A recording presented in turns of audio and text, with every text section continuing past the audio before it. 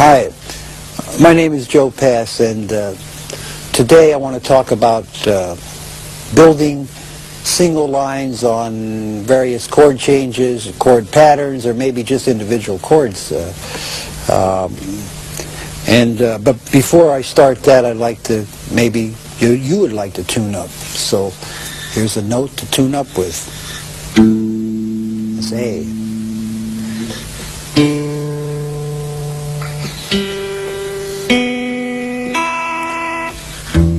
You can tune to any note.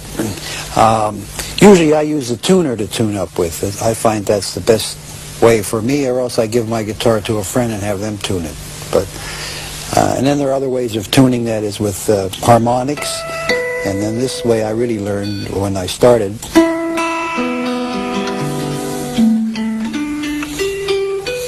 But anyway, you choose your own way. Before we go into building these single lines, I'd like to give you a little idea of how I look at chord changes.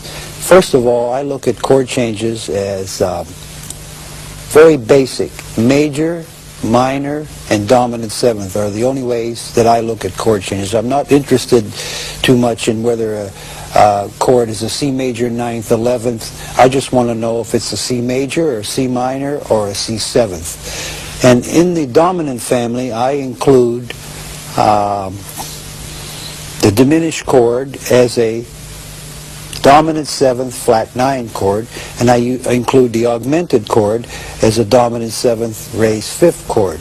So in the dominant family, the diminished and the augmented become dominants for me. I use them, I put a root on the chord and use them as dominants. So when you look at chords, the only thing you have to look at is the chord a major, minor, or a dominant. And so simplify your thinking, and thus you can build lines that are easier to kind of picture or hear in your ear. When you're playing chords with all complicated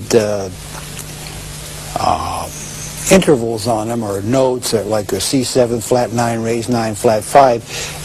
That's too much, too many numbers and too much to try to incorporate in your playing. Just someone to know whether it's a C7 or C minor or a C major. Before I finish this portion and we go on to tape some lines for you on these major, minor, and dominants, I'd like to talk a little bit about my right hand. I'm in this case using my fingers, and I play mostly with my fingers, and it's a good idea, as I have said before, to learn to play with your fingers, finger style. It's not hard to do. You just put your hand on the guitar and sit there and watch the television set for a while, and your fingers will fall the way they are most comfortable, which is not the classical way. They will fall for yourself the way they are most comfortable.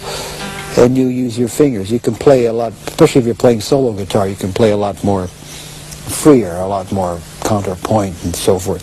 Playing, and I don't have any particular set of fingers. I'm not playing like, I sometimes play one finger, twice, two fingers, whatever is most comfortable. I don't have any system, and you don't need a system. Only what works good for you.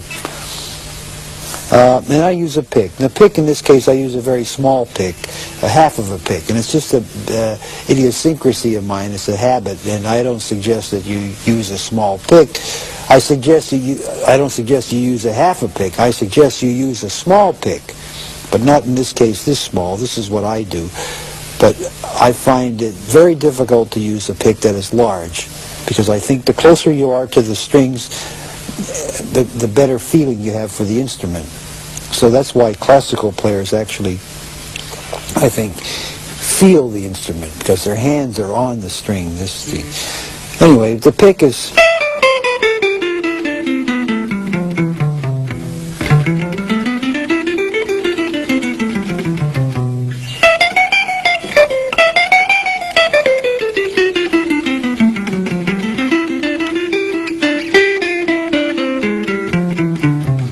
When I'm on a string, it's alternate. Down, up, down, up, down, up. When I change strings, it's down. Even though it should be alternate up and down, I don't do that, so I always pick down, even if I'm going back. If it's too down. Once in a while. Very seldom. So you find my playing has very little of... very little back picking. I think you get a lot of definition when you pick down.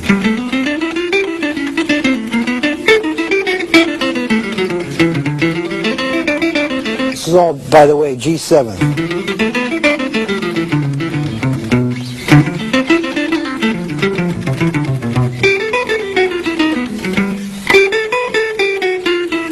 This is G7th augmented.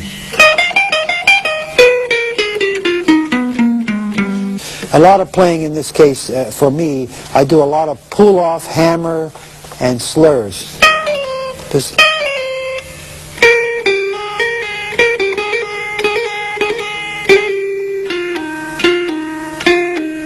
I'm picking the note.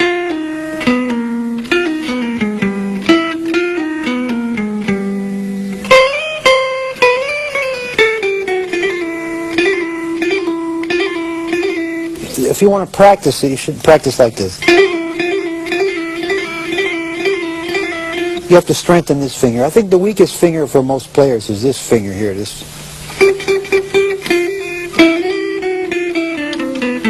So.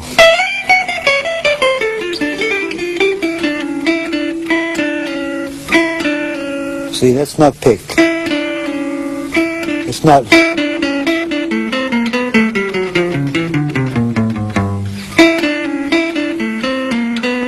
That's hammer.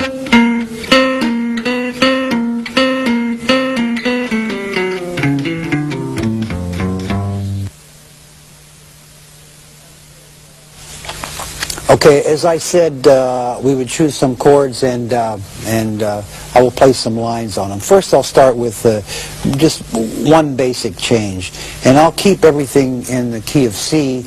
And naturally, you know that if you play in another key. It's the very same principle, the very same idea. But key of C would be the easiest key to give examples in. So, for instance, if I have a C major chord, major seventh, but I call it C major. First of all, I use very little arpeggio, so you would hear very little of in my playing. Now, it's not that it's not done or it's not good, it's just that I don't do it. If I were to play a line in this, with these intervals in mind, C and B, I would play it this way.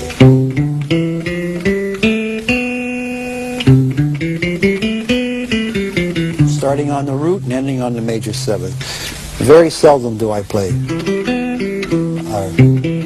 or. So, this is a line on C major seventh that just comes to my mind.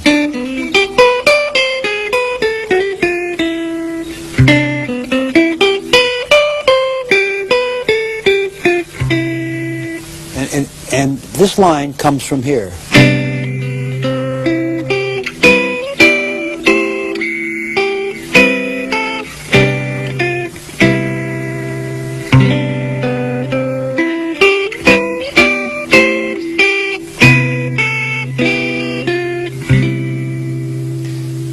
Now, if you're going to play, you should also be able to play these lines in other places.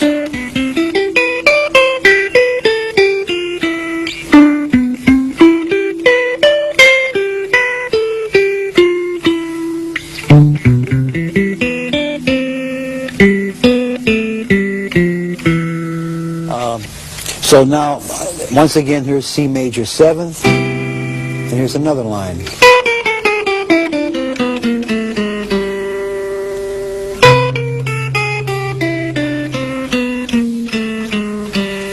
In many instances, repeating a phrase an octave lower is done a lot, and it makes for a longer line.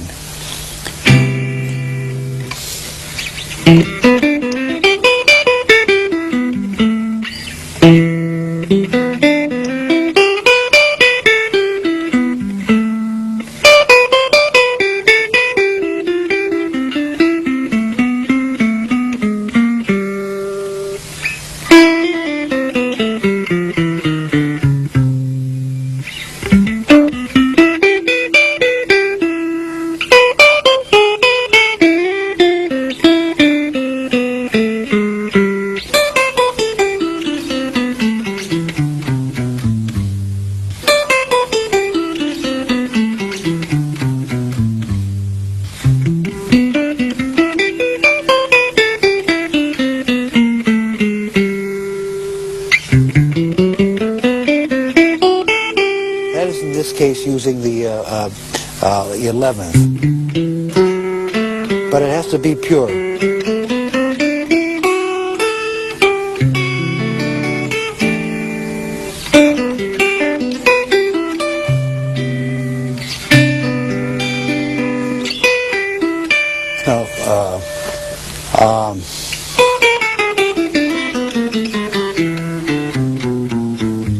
Once again.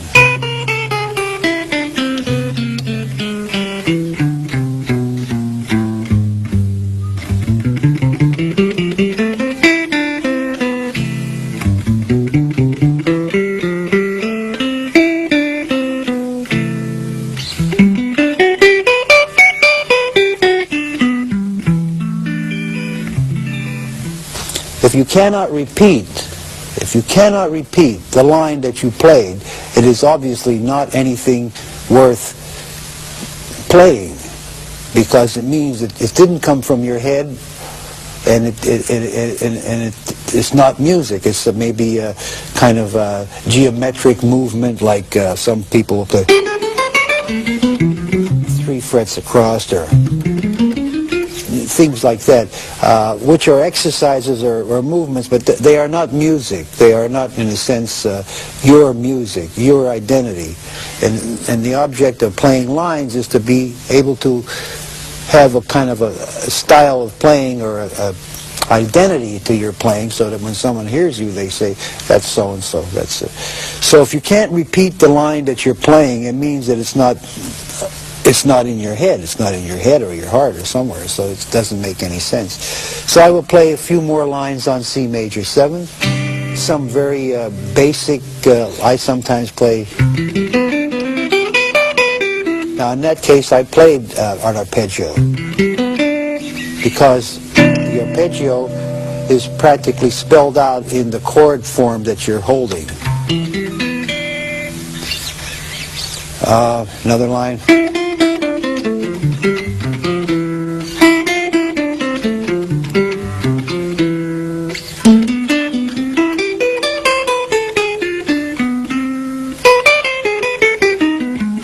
Now in this case I am playing lines. When you have a 1 chord, which is now in this case a C major 7, when you have a 1 chord for a bar, you can always use the 5 chord as a movement.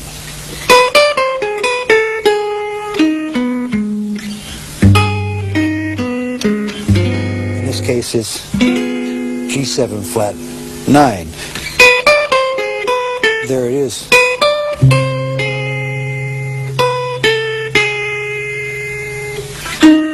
Raise 5th, flat 9.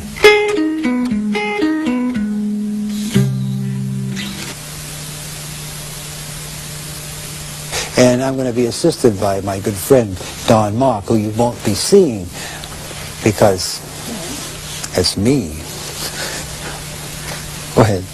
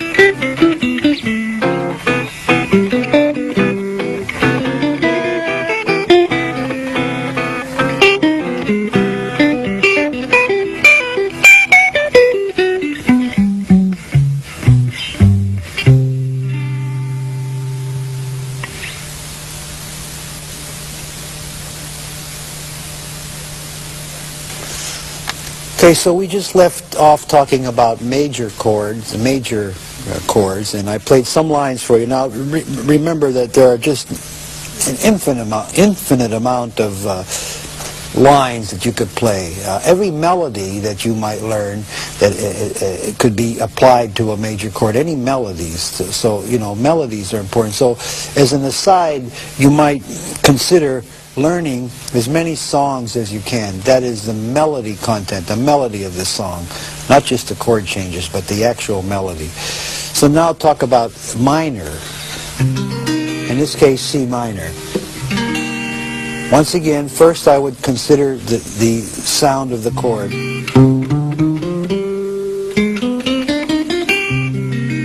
Here's maybe a line on C minor. In that case, it's an arpeggio.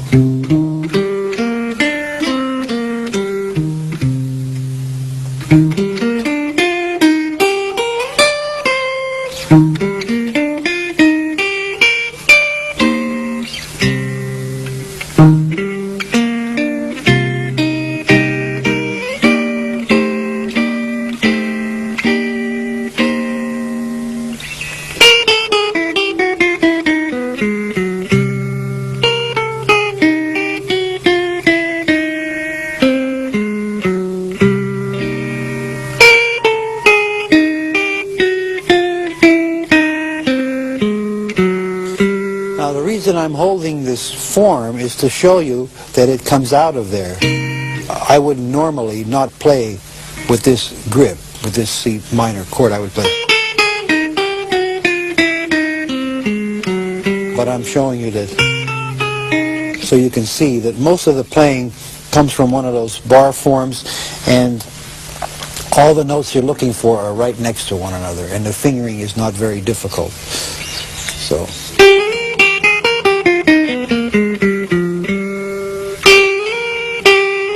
Sort of a hammer, or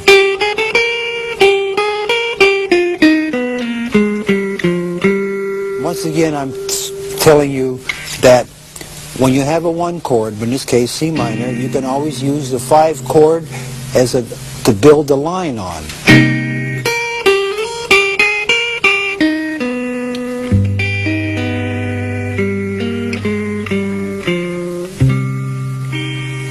See? There's another line on C minor. Once again. Now, that is an example I told you that lots of lines are played in 2 and 3 octaves. That's 1. Can't go any lower. So.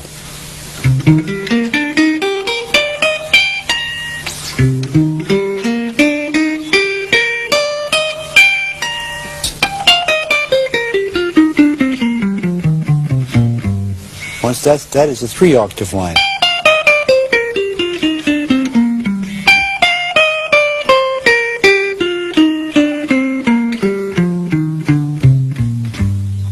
So this is also a C minor kind of a line.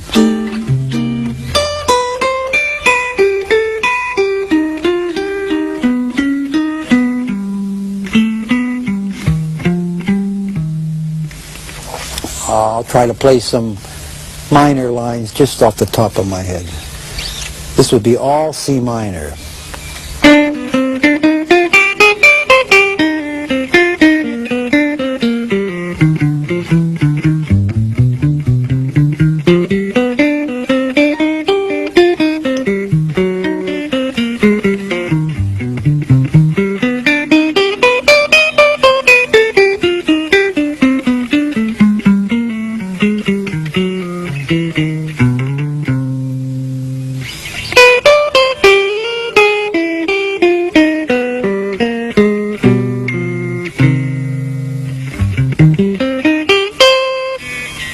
Straight arpeggio. So what you're hearing in the case of those lines is you're hearing me play the 1 chord, which is C minor, through the 5 chord, which is G7th, and usually I'm using augmented sounds because to me these sounds go together.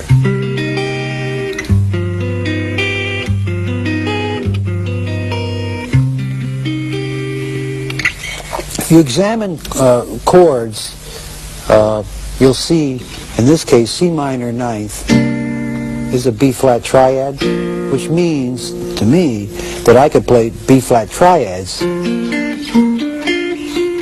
against a C minor chord.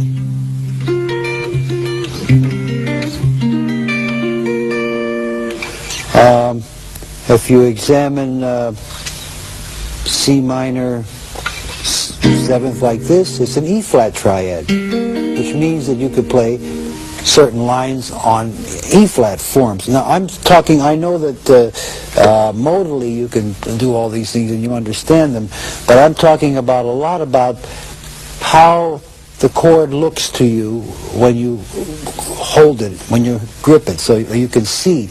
A lot of playing is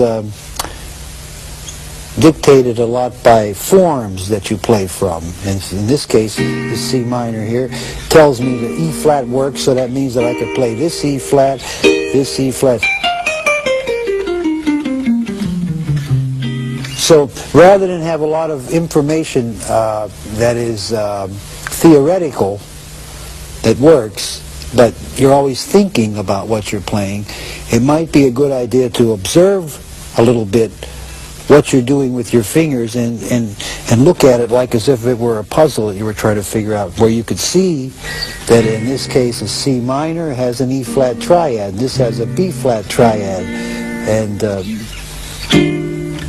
various things like that, so that you can get a picture, because most of the notes you're looking for when you build lines are going to be inside those forms,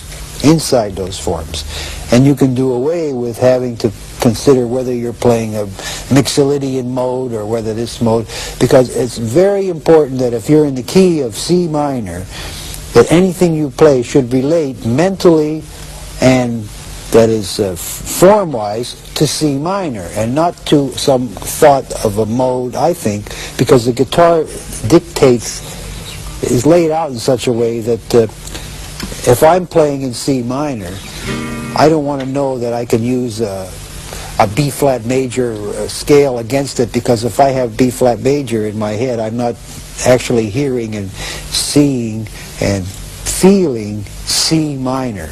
So I always work from the root of the chord, and anything else is built on top of it. And I always consider myself, in this case, C minor. I'm in C minor, and I don't want to know about what other mode fits on it.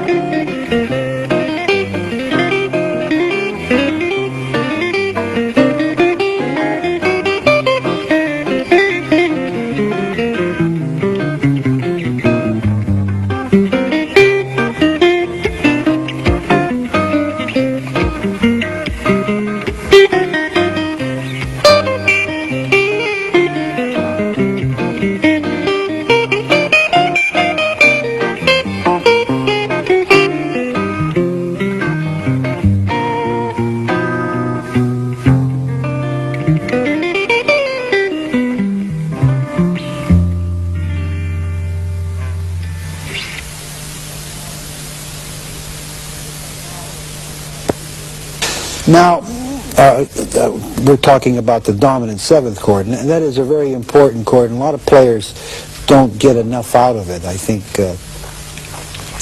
most of the tunes have dominant sevenths in them, especially standard jazz pieces. So in this case, we're talking about G7. And once again, I would think in terms of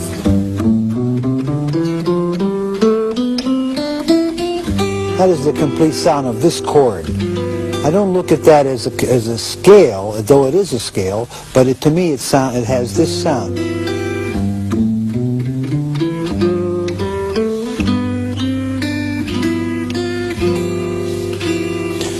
And in this case, it's a G6-9 or a G13th or whatever. G7th is all I think about. It has this in it. So here's some lines on it.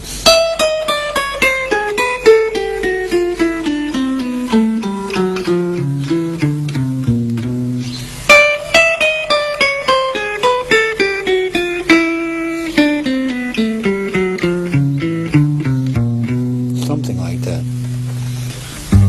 Here's some more lines.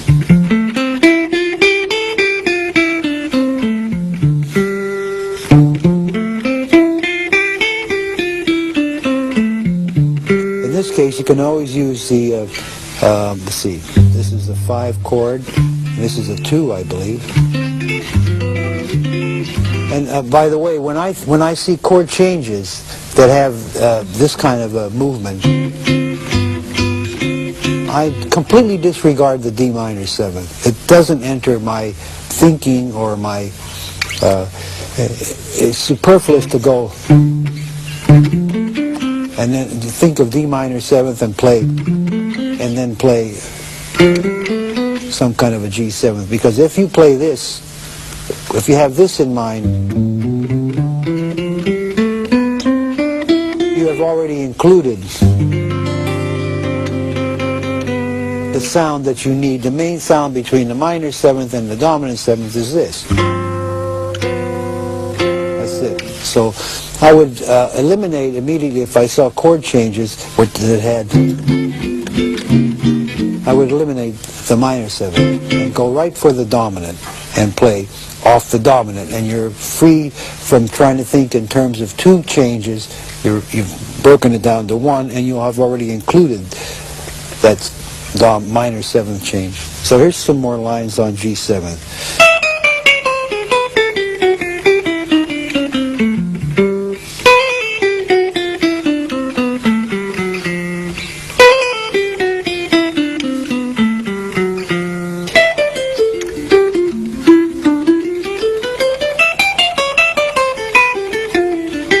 It's all G7th.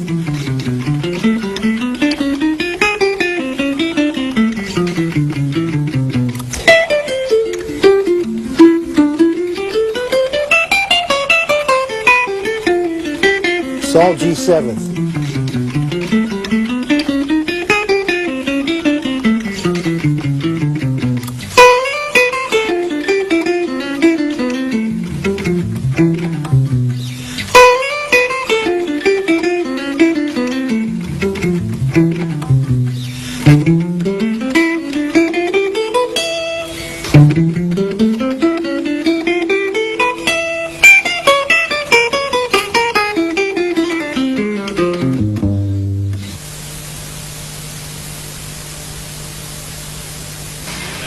One, two, 1, 2, 3, 4.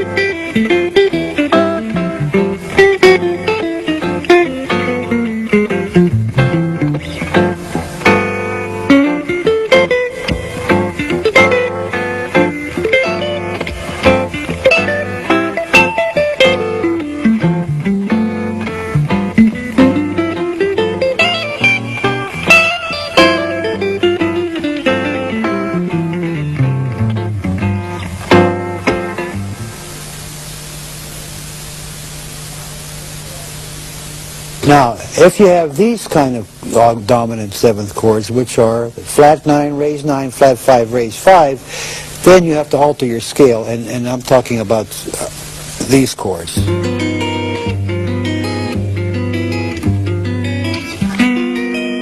The only thing you can alter in a dominant 7th is a flat 9, raise 9, flat 5, raise 5. So you have this.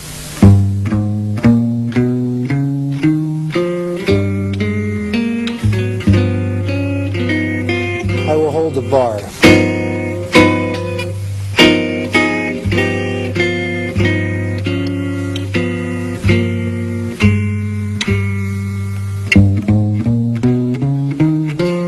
Flat 9, raise 9, regular 3rd, raise 5, flat 5, raise 5, 7th, root. So if you have those kind of chords where you have the lines are different.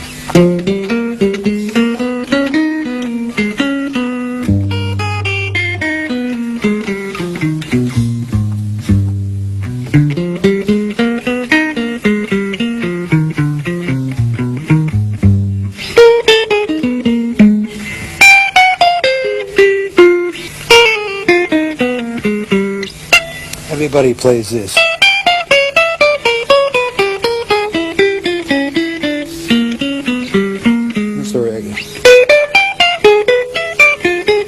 There are infinite amount of variations on that kind of a diminished.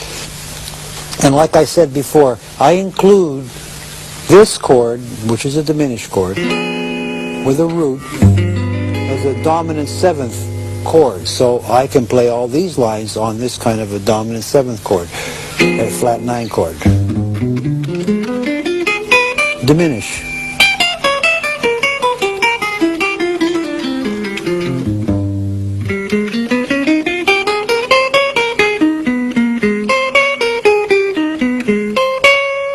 In this case, D flat is the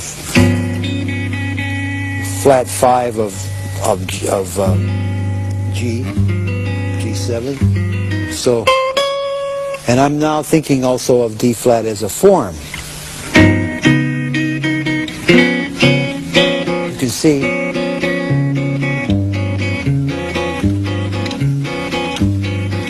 so in this case I'm thinking of this.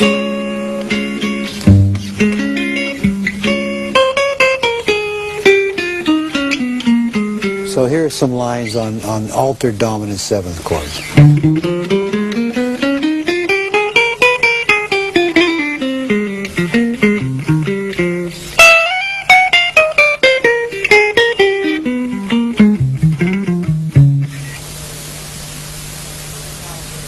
Okay. We're going to now play a 1-6-2-5 pattern for you so I can play some lines for you, and I will play my lines in the beginning straight 8th notes so you could see maybe how they go in from one change to another. Okay.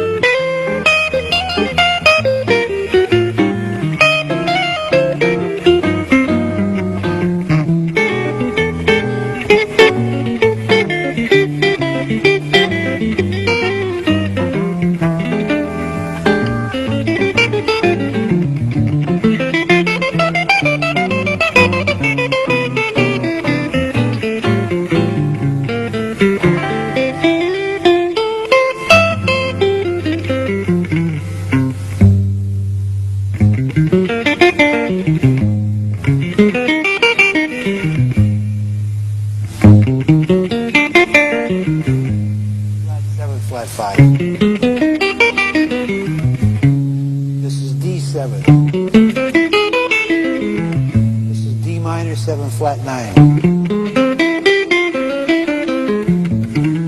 This is G7.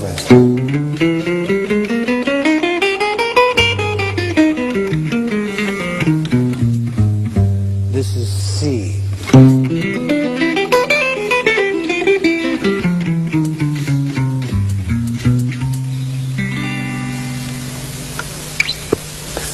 Remember, when you do 1, 6, 2, 5, you can make them dominants or minor 7s or raised 9s, flat 9s. They don't have to be just 1, 6, 2, 5 pure chords. You have to build your lines around. It's a good idea to play in straight eighth notes to see if you can connect your lines from one chord to another.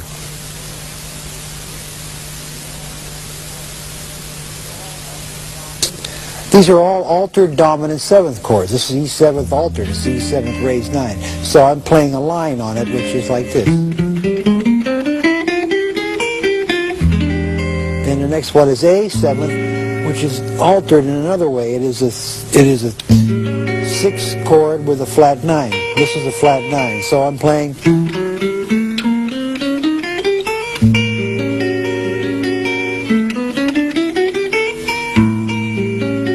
Next one is a D7th raised 9 flat 5, or raised 5, and I'm playing.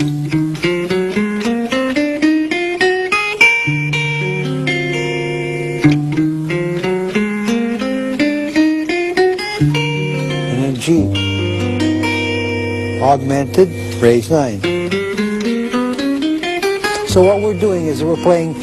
It's the same principle as if we were staying on a G7th chord, only we're using E, A, D, G, which is a whole bunch of 2 5s. So what that is 2 5. E minor, A7, D minor, G7. Or E, A, D, G. Or B flat, A flat, G. It's either chromatic or flat 5. But the example we're trying to show is how to play on altered dominant chords, connecting them up.